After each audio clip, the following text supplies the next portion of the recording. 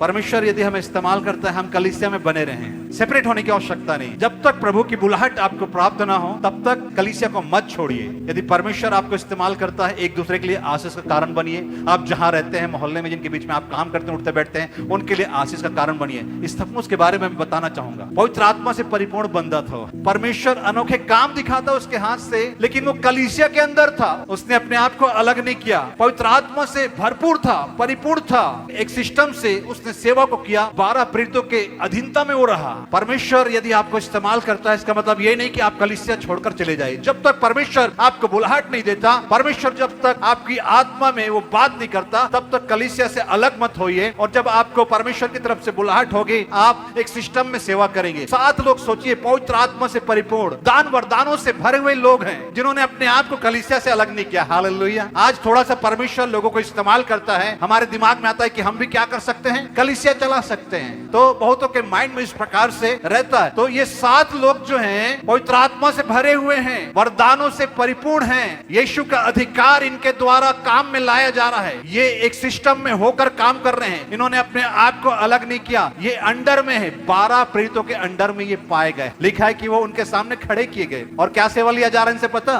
खिलाने पिलाने की सेवा में लगे रहे, चर्च की सेवा में। चर्च का छोटा काम भी बड़ा काम है परमेश्वर की नजर में। हालेलुया। यदि आप झाड़ू भी लगाते हैं, पोछा भी करते हैं, एक बड़ा काम है। पवित्र आत्मा से भरे हुए हैं आप, वरदानों से इस्तेमाल परमेश्वर यदि आपको करता है, फिर भी झाड़ू लगाइए कलीसिया में। ये 7 व्यक्ति परिपक्व, परफेक्ट। लिखा है कि स्तेफनुस के बारे में, परमेश्वर बड़े बड़े काम क्या करता था, इससे लेता था। खाना खिलाने की सेवा कर रहा है। मैं यही कह रहा हूं कि अपने आप को कभी अलग मत करना। जब ये अधिकार परमेश्वर इस्तेमाल में लाने लगे, आपको इस्तेमाल करें। जब तक बुलाहट नहीं है तब तक मत छोड़िए चर्च को। मैं चाहता हूं आप निकलिए सेवा में, लेकिन एक सिस्टम को सीखिए कि किस प्रकार से सेवा किया जाता है।